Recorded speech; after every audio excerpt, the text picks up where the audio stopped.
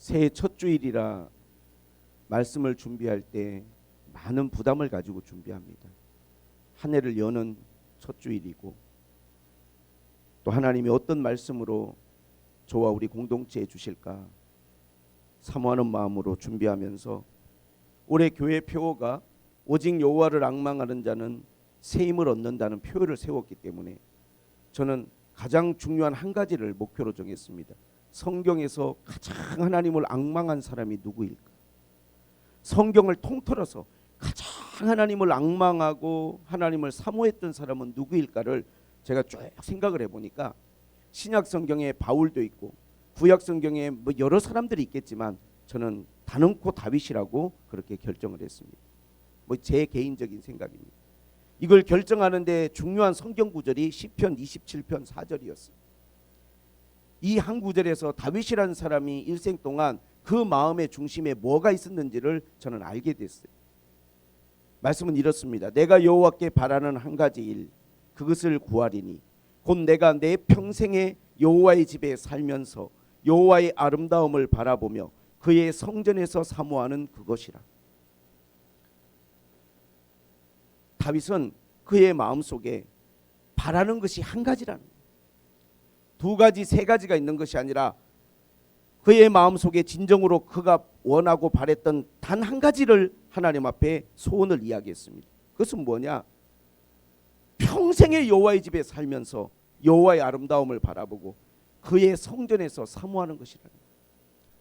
내가 왕으로서 또 내가 여러 나에게 맡겨져 있는 그러한 책임이나 직책 이 모든 것들을 떠나서 그냥 한 사람의 하나님을 섬기는 백성으로서 하나님을 사랑하는 사람으로서 그냥 하나님의 아름다움을 바라보면서 그의 집에서 그의 성전에서 내가 그렇게 사모하며 살았으면 좋겠다라고 하는 한 가지 소원을 이야기할 때 와, 다윗은 정말로 하나님을 앙망한 사람이구나.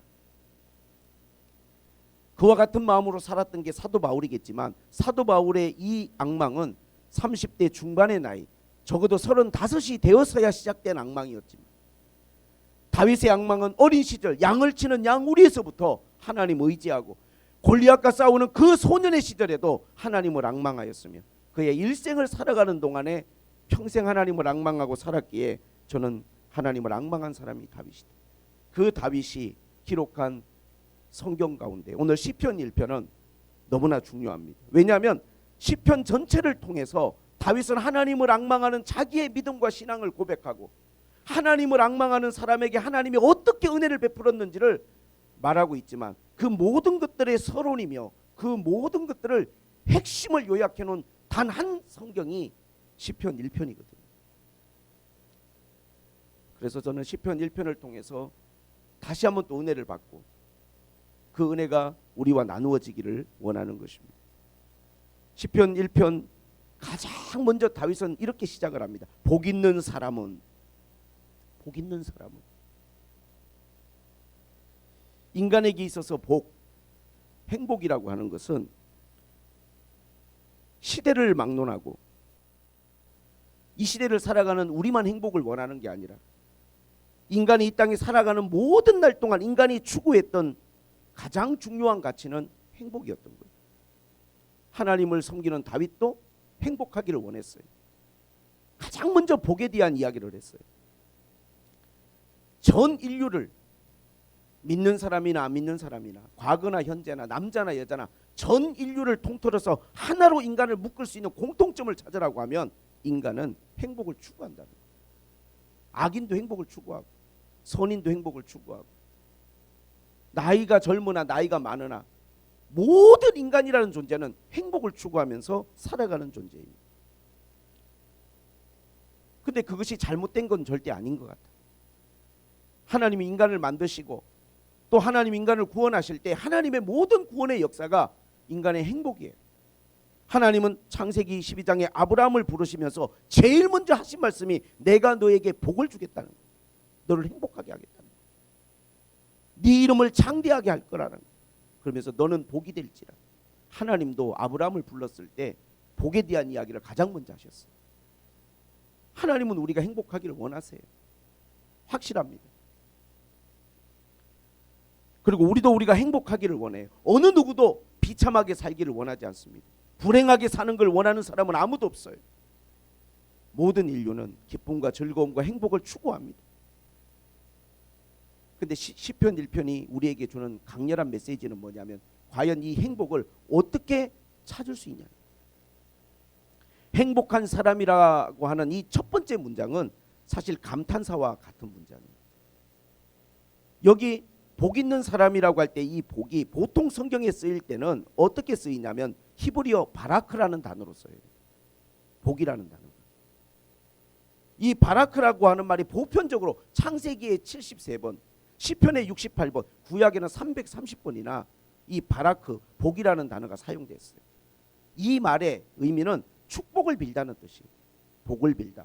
영어로 God bless you. bless 축복하다 그런 뜻이에요. 축복하다. 무릎을 꿇다 축복하다. 그런데 시편 1편과 2편에 나오는 다윗이 말하는 복은 이 바라크란 단어를 쓰지 않았어요. 뭐라는 단어를 썼느냐? 아슈레라고 하는 히브리어를 썼어요. 아슈레. 아슈레라고 하는 말은 뭐냐면 이런 거예요. 내가 딱 태어났는데 눈을 딱 뜨고 태어나 봤더니 재벌집 막내 아들로 태어난 거예요. 우리 아버지가 재벌이에요. 내가 딱 태어났는데 아버지가 빌 게이츠예요. 그러니까 복 있는 사람은 할 때 여기서 다윗이 복이라는 단어를 바라크를 쓰지 않고 아슈레 이렇게 썼어요.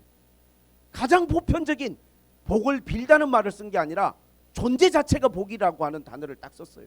너 얼마나 행복하냐? 너는 얼마나 즐겁냐? 너는 얼마나 좋을까? 왜? 네가 태어났는데 너희 아버지가 재벌이고 네가 태어났는데 너가 이런 사람으로 태어났으니. 오늘 시편 1편이 말하는 복은 뭐냐면 한마디로 말하면 관계의 복이에요. 소속의 복입니다. 내가 누군가와의 관계를 통해서 내가 복 있는 사람이 된 거예요. 내가 어디에 소속됐다는 그 자체의 개념으로 복이 나에게 있는 거예요. 시편 1편에서 다윗이 말하는 복 있는 사람이라고 하는 것은 궁극적으로 어떤 상황에 의해서 만들어지는 복이 아니에요. 뭐가 잘 풀리고 순조롭고 올 한해는 그러니까 뭐가 잘 풀리고 순조롭고 올 한해 행복하다. 그런 복의 개념이 아니에요. 그건 바라크예요. 시편 1편에서 다윗이 말하고자 하는 복은 어떠한 상황의 유불리와 상관없이 그냥 내가 하나님과의 관계 속에서 내가 어떠한 소속 속에서 그냥 나는 복 있는 사람인 거예요.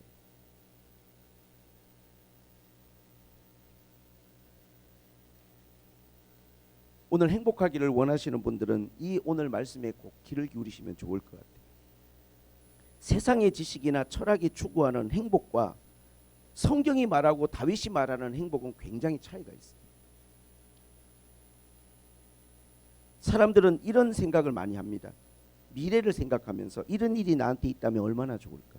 이런 일이 나한테 있다면. 상상을 하죠. 우리 아이가 이렇게 되면 얼마나 좋을까? 내가 이렇게 되면 얼마나 좋을까? 이런 일이 나한테 벌어지면 얼마나 좋을까?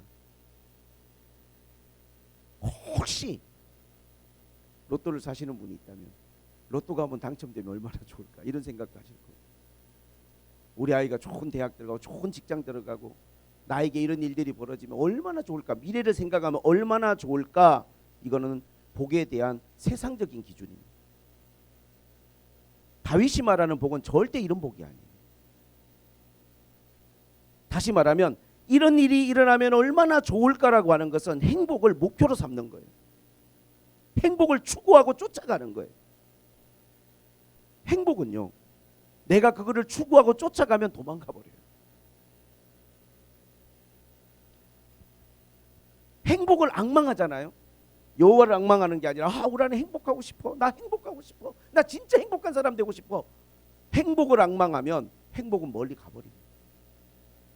그게 나의 현실이 되고 나의 삶이 되지를 못해요. 다윗이 말하는 건 뭐냐면 여호와를 앙망하는 자는 새 힘을 얻는다는 말처럼 여호와를 앙망하는 자는 행복해질 거라. 성경은 계속해서 이러한 관점으로 우리에게 복을 이야기합니다. 의에 줄이고 목마른 자는 복이 있나니 그들이 배부를 거라는 거예요. 아, 정말 배부르게 살았으면 좋겠어.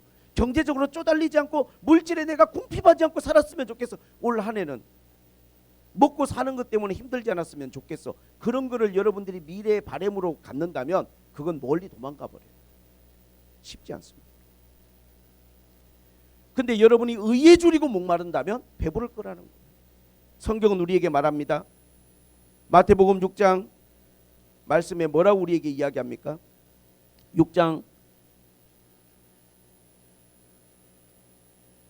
말씀에 우리가 염려하여 이르기를 무엇을 먹을까? 무엇을 마실까? 무엇을 입을까? 그걸 염려한다는 거예요.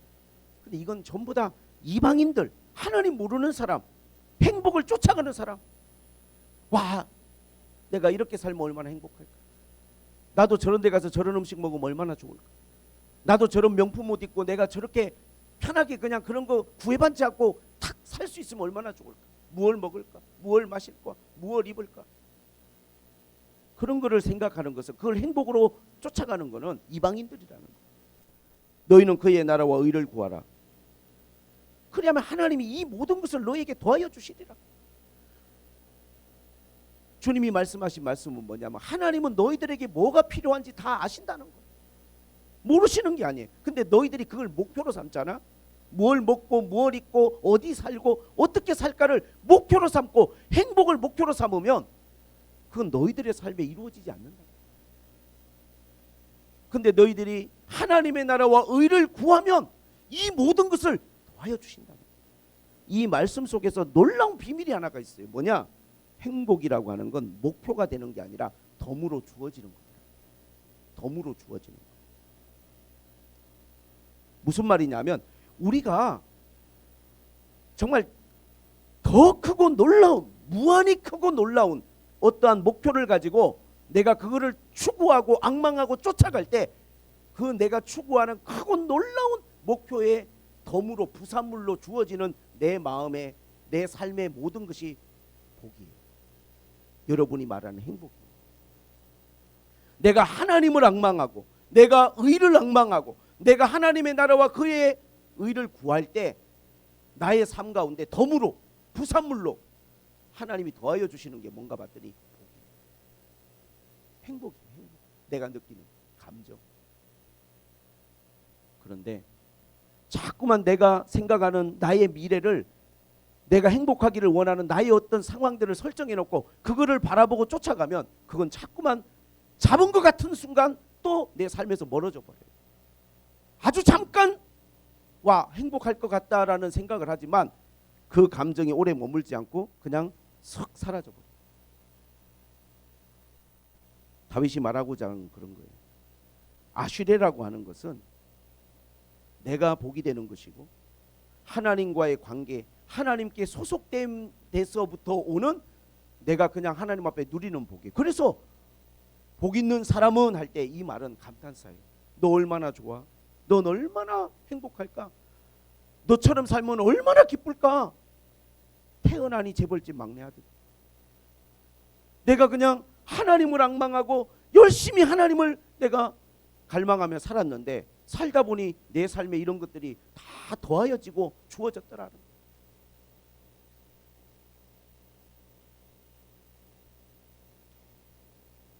자, 이런 하나님 앞에 아시레의 복이 여러분에게 임하기를 주님의 이름으로 축복합니다. 올 한 해는 나와 여러분들이 복을 쫓아가고 행복을 내가 추구하고 갈망하는 게 아니라 여호와를 앙망함으로써 여러분에게 이러한 하나님의 행복이 더하여지고, 하나님은 내가 뭐가 필요한지를 다 아시는 분이니까 하나님이 여러분들의 삶을 축복하시는 그러한 올 한 해가 되시기를 주님의 이름으로 축복합니다. 저는 이 말씀을 기준으로 여러분에게 이야기할 때 크게 두 가지를 이야기하고 싶어요. 첫째는 뭐냐면 이러한 복 있는 사람이 되려면 따르지 말아야 될 게 있고 꼭 내가 따라야 될 게 하나가 있어요. 세상에서는요 참 희한한 게 모든 지식인이나 철학자들이나 수많은 사람들이 행복을 논하거든요. 행복론이라는 책도 있고. 근데 너무 내용이 이해하기가 어렵고 난해하고 정말 너무 복잡해요. 근데 성경은 너무 명쾌하고 분명하고 확실합니다.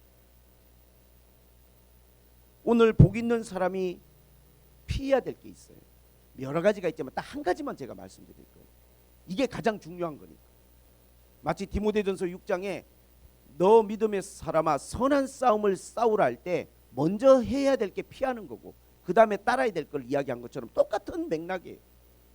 복 있는 사람이 되려면 이것만은 피하셔야 돼요. 그게 뭐냐? 악인의 꾀를 따르지 않는 거. 악인의 꾀를 따르지 않는 거. 악인의 꾀를 따르지 않는다는 말의 히브리적 개념이 뭐냐면 한마디로 이런 거예요. 악인의 꾀를 따른다는 건 뭐냐면 여호와 하나님께 묻지 않고 내가 행하는 것들, 내가 여호와 하나님께 묻지 않고 하나님 앞에 결정하는 것들이 악인의 꾀를 따르는 거예요. 세상에는 많은 우리에게 지식과 정보가 있잖아요. 세상이 말하는 기준이 있잖아요. 세상에서는 이런저런 말들을 많이 하잖아요, 우리가. 그러나 우리의 삶을 결정하는 것은 언제나 하나님의 뜻이고 하나님의 말씀이죠. 복 있는 사람은요, 항상 하나님의 뜻을 따르고 하나님께 물어보는 마음의 자세를 갖고 살아갑니다. 악인의 길을 따르지 않죠. 많은 성경의 이야기들이 있겠지만 제가 두 가지를 말씀드리고 싶어요. 여호수아가 여리고성을 무너뜨리고 난공불락의 성을 무너뜨린 다음에 아이성에서 실패한 이유는 아간이 범죄하고 도적질하고 뭔가를 숨긴 것이 결정적인 원인이지만 그 이전에 더 중요한 게 있었어요. 여호수아는 가나안 땅을 들어가면서 여리고성을 앞에 두고는 온전히 하나님을 앙망하고 도저히 인간의 힘으로는 이 성을 무너뜨릴 수가 없어요. 여리고를 고고학적으로 발굴을 했는데요. 성벽이 얼마나 두꺼운지 지금도 여리고성을 발굴한 그 고고학자들의 말에 의하면 마차 2대가 성벽 위를 달릴 수 있을 정도로 성이 그렇게 크고 견고한 그 성을 어떻게 무너뜨립니까? 광야에서 40년 동안 생활한 이스라엘 백성들이 여리고성을 바라보면서 이걸 어떻게 무너뜨리냐? 하나님을 앙망하고 오직 하나님 앞에 매달려 기도할 때 하나님의 방법은 성을 돌라는 거였어요.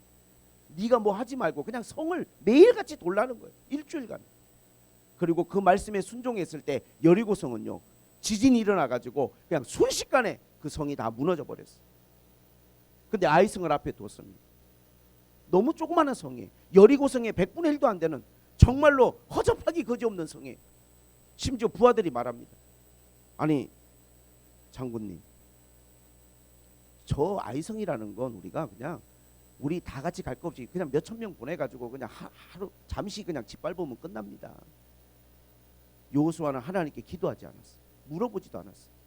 그들의 이야기를 듣고 너무 쉬워 보이고 너무 간단해 보이는 일이니까 그러면 몇천 명 가서 거기서 다 죽임을 당하고 참패를 경험하고 엄청난 여호수아가 낙심을 합니다.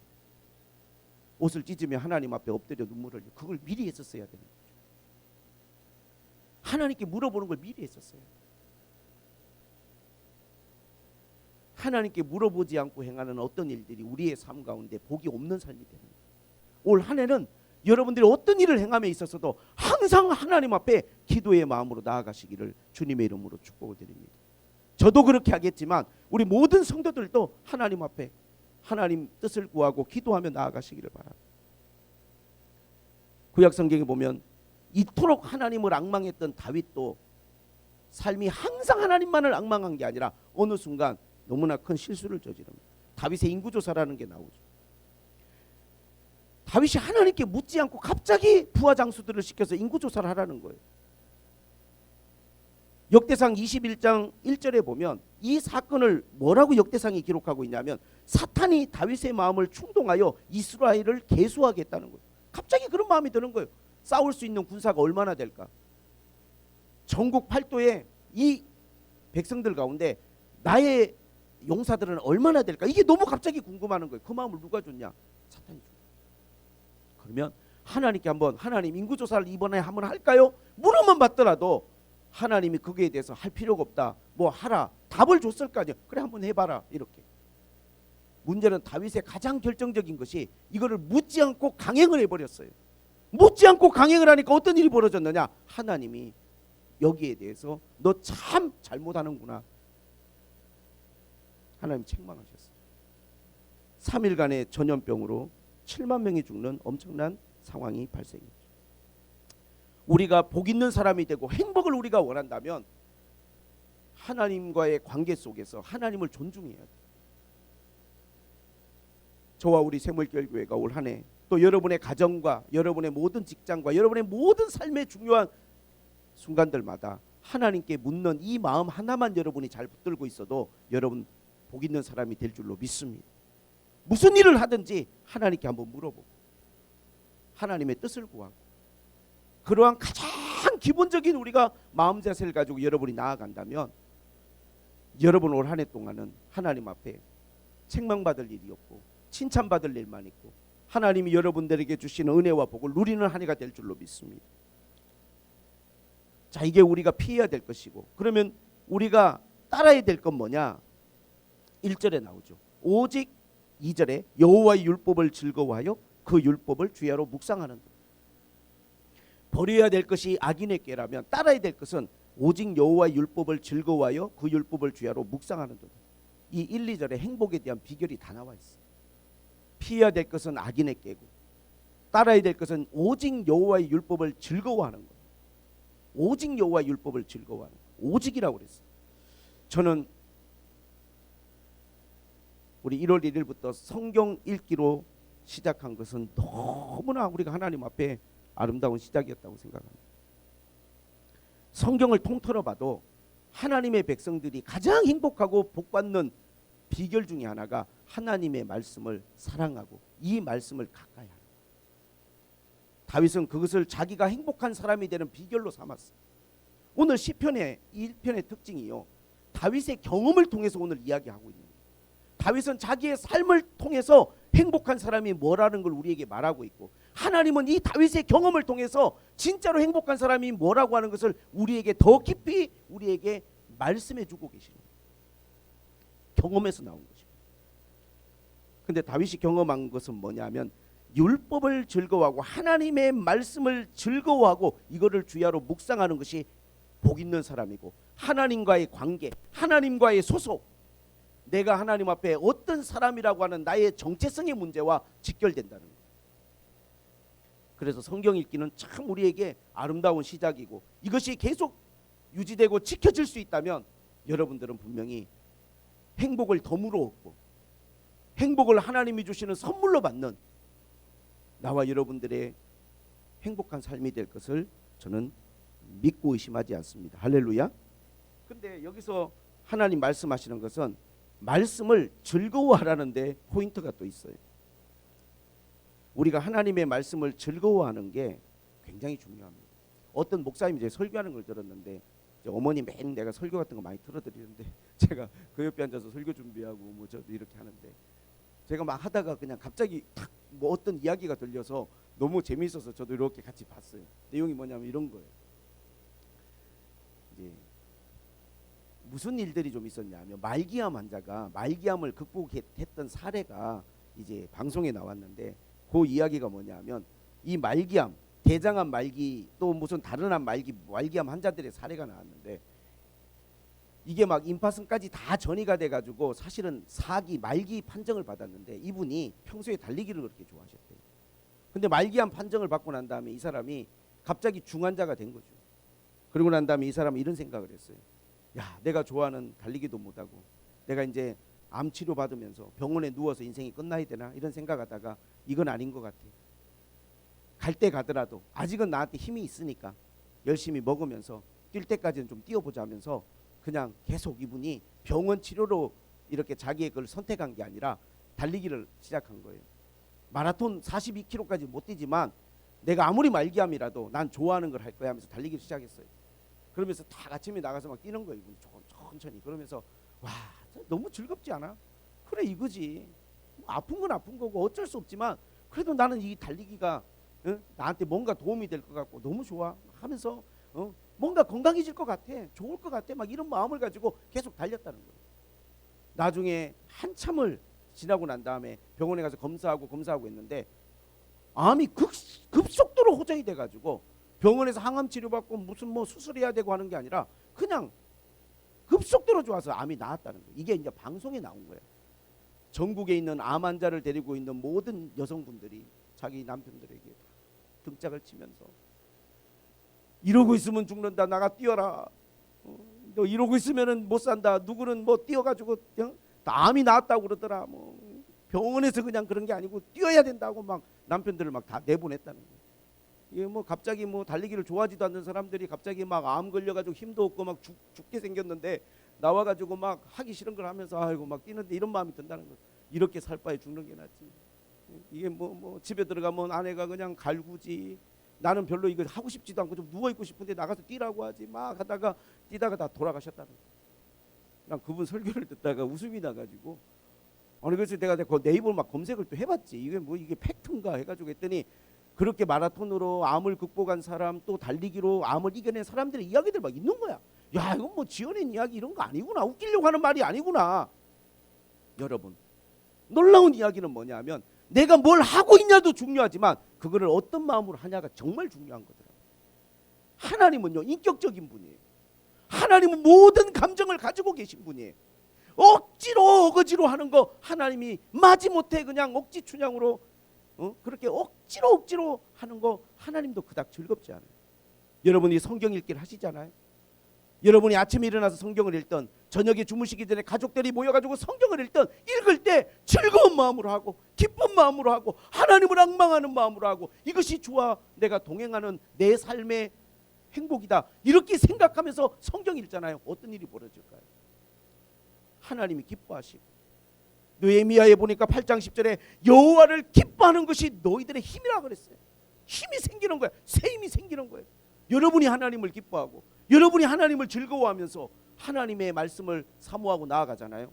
그러면 느헤미야 8장 10절의 말씀처럼 여호와를 기뻐하는 것이 너희의 힘이라. 힘이 생겨요. 어디서 생기는지 모르겠어. 분명히 잠을 못 잤고 분명히 피곤해야 되고 분명히 스트레스 받아야 되고 상황은 그렇지 않은데 내 삶 가운데 힘이 주어지고 할렐루야. 하나님과의 관계 속에서 여러분들은 그냥 복을 쫓아가는 사람이 아니라 이미 여러분 자체가 복이 되어 있는 거예요. 왜? 우리 아버지가 하나님이에요. 내 아버지가 하나님이십니다. 내가 복이 되는 거예요. 하나님은 아브라함에게 말씀하시기를 네가 복이 될지라 그랬어요. 네가 복을 쫓아가라고 하지 않았어요. 네가 복을 추구하라고 하지 않았어요. 네가 복이라는 거예요. 왜? 내가 너의 하나님. 내가 너의 하나님.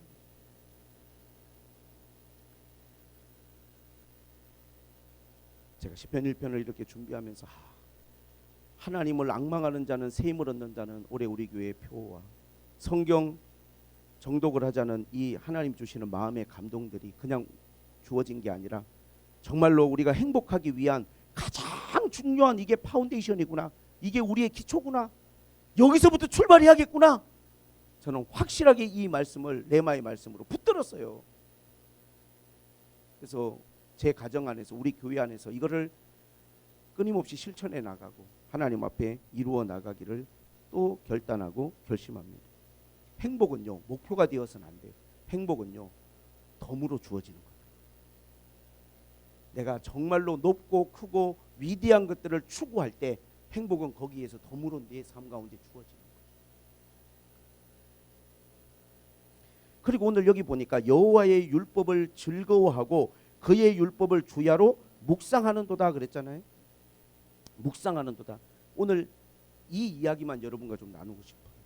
묵상이라는 말이 히브리어로 하가 그런 뜻이 하가. 이것은 묵상이라는 거 저는 어떻게 생각하냐면 우리 이렇게 생각하잖아요. 그냥 음미하고 마음으로 음미하고 생각하고 이걸 묵상이라고 생각하잖아요. 근데 하가라는 이 묵상이라는 단어는 무슨 뜻이냐면 첫 번째 뜻이 읊조리다는 뜻이에요. 읊조리다. 히브리어 하가는 읊조리는 거예요. 그러니까 하나님의 말씀을 즐겁게 묵상하다 그런 건 생각하는 게 아니라 읊조리는 거. 한마디로 말하면 성경을 읽는 걸 말하는 거예요. 계속해서 입으로. 그래서 성경 정독하기란 건 뭐냐면요. 눈으로만 보는 거 아니에요. 성경을 정독한다는 것은 입으로 그것을 읽는 데 의미가 있는 거예요. 내 입으로 함께 읽어가는 거예요. 읊조리는 건 그런 뜻이죠. 조용한 소리로 성경을 읽어가는 거예요. 그냥 함께. 즐거운 마음으로 성경을 읽잖아요. 이게 얼마나 하나님 앞에 축복인지 요한계시록 1장 4절에 보니까 이렇게 기록되어 있습니다. 이 예언의 말씀을 읽는 자 듣는 자 그 가운데 기록된 것을 지키는 자는 복이 있나니 때가 가까우니라. 하나님이 가까이 올수록 하나님의 말씀을 읽는 자들이 복이 있어요. 자꾸만 말씀이 내 삶의 기준이 되고 말씀이 내 삶의 모든 토양이 되고 기초가 되고 흔들리지 않죠. 견고하죠. 늘 말씀이니까 내 삶 가운데 이 말씀을 읽는 자들이 복이 있어요. 읽는다 할 때 이건 눈으로 읽는 게 아니고 읊조리는 거예요. 그게 하가입니다. 하가 묵상이라는 뜻이에요. 또 하나의 뜻은 뭐가 있냐면 으르렁거리다는 뜻이 있어요. 제가 찾아보면서 으르렁거리다? 으르렁거리는 건 뭐냐면 맹수들이 아니면 하다못해 강아지라도 뭔가 이렇게 경계심을 갖고 있을 때 먹는 걸 누가 빼앗으려고 한다든지 아니면 경쟁자가 나타나면 이런 소리 내지 않습니까? 이 으르렁은 뭡니까? 으르렁이라고 하는 것은 사실은요 상당히 어떠한 긴장감을 가지고 있다는 뜻이에요. 우리가 하나님의 말씀을 묵상할 때 어떤 마음이 필요하냐면요 약간 으르렁이 필요해요. 우리가 살아가는 세상에 눈에 보이지 않는 영적 사단의 공격 이런 것들이 너무 많거든요. 하나님의 말씀을 내가 붙들고 하나님의 말씀을 읽어간다는 게 무슨 뜻이냐면 세상을 향하여 나를 공격하는 모든 공격을 향하여 으르렁거리는 것 같아요. 내가 만약에 하나님의 말씀을 이렇게 읊조리지 않잖아요. 내가 하나님의 말씀을 이렇게 읽지 않잖아요. 사단이 나를 보면서 얼마나 가소롭고 깔보는지 몰라요. 여러분 생각해 보세요. 웬만한 짐승들은요 자기가 먹고 있는 거 뺏으려고 그러면요 발끈하고 절대로 가만히 있지 않아요. 근데 뭐 먹는 걸 뺏어가도 옆에 다가가서 뭐 수염을 잡아당겨도 얼굴을 때려도 먹고 있는데 그냥 가져가도 가만히 있으면 이게 뭐예요 이게. 아무리 찌그마한 강아지도요 지 먹는 거 벌써 건들려고 하면요 오지마 건들지마 이렇게 하잖아요. 근데 호랑이 사자에 으르렁거리는 거 들어봤습니까? 예전에 저희 어머님이 전주에서 사실 때 동물원 옆에 살았어요. 거기서 오래 살았거든요. 저쪽 한 몇 킬로 떨어진 데 동물원이 있는데 와 호랑이 으르렁거리는 소리가 거기까지 들려요. 호랑이가 하면요 그 소리가 호랑이 한번 으르렁거리면 주변에 산에 있는 짐승들은 전부 다 우리가 성경을 읽을 때 저는 이런 느낌을 받았어요.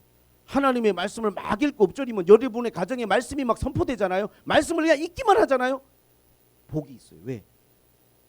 여러분들 사단이 함부로 가볍게 그냥 밀가 부르듯이 그냥 뭐 이 집은 그냥 뭐 내가 가서 뭐 마음껏 그냥 가서 공격하고 역사하고 그냥 내 마음대로 그냥 여기는 내 그냥 뭐 나발이야 마귀가 이런 생각을 꿈도 꿀 수 없는 게 뭐냐? 하나님의 말씀을 묵상하는 사람이더라고. 항상 하나님의 말씀을 내가 읊조리고 하나님의 말씀을 내가 이 말씀을 주야로 읽고 있을 때 그것이 으르렁거리는 누구를 향한? 사단을 향한, 세상을 향한, 어둠을 향한. 나 하나님의 사람이야. 나 건들지 마. 나 하나님의 사람이야. 너 까불지 마. 그러니 우리가 만약에 하루하루를 살아가면서 하나님의 말씀에 대한 묵상 없이 하나님의 말씀에 대한 어떠한 사모함 없이 우리가 그렇게 살아가고 특별히 우리 자녀들이 하나님의 말씀에서 멀어져 있다고 하면 얼마나 많은 마귀의 시달림, 그러니까 가위 눌리고 편한 잠도 못 자고 뭐 여러 가지 생각이 복잡하고 마음이 힘들고 지치고 피곤하고. 근데 하나님의 말씀을 읽기만 했는데 하나님의 말씀을 읽기만 했는데 제가 아직도 성장기에 있는 아이가 있다 보니까 가끔은 키 크는 것에 대해서 이렇게 검색해서 많이 좀 찾아봐요. 근데 의사들은 그런 말을 하더구만. 어떤 거를 먹고 뭘 하든지 간에 애가 스트레스 없이 자야 된대. 우리는 잠만 많이 재우면 될 것 같지만요, 애들이 스트레스 없이 자는 게 그렇게 성장에 그게 첫 번째 조건이에요. 스트레스 없이 자는 거. 편하고 행복하게 잠드는 거.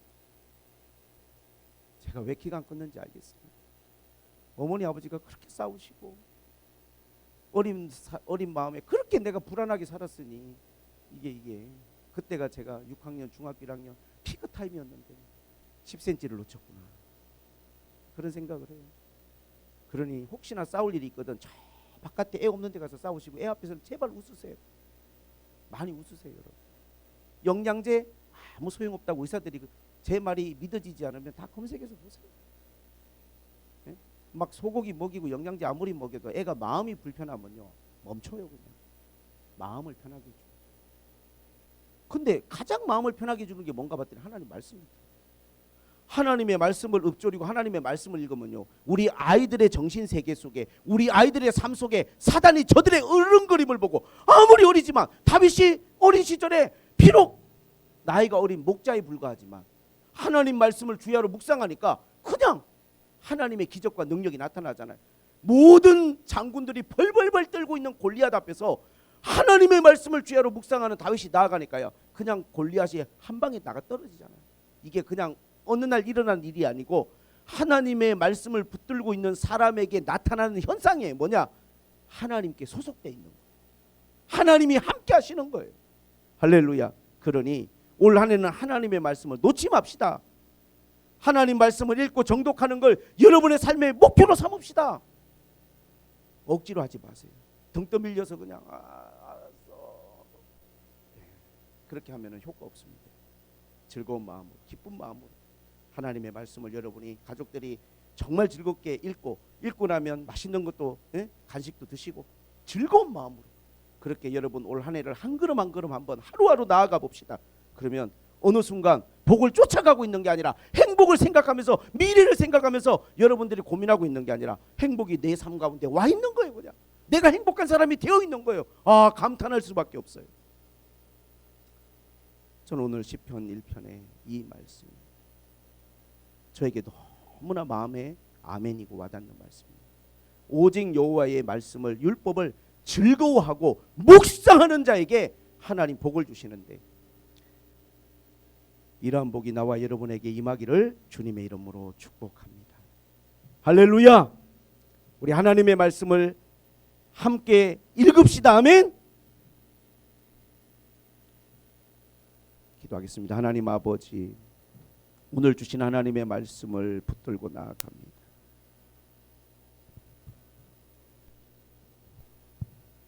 이 아시레의 복, 하나님께 소속된 자의 이 놀라운 복을 올 한 해는 누리게 하시고, 이것이 우리 새물결교회의 놀라운 비전이 될 수 있도록 은혜를 베풀어 주시옵소서.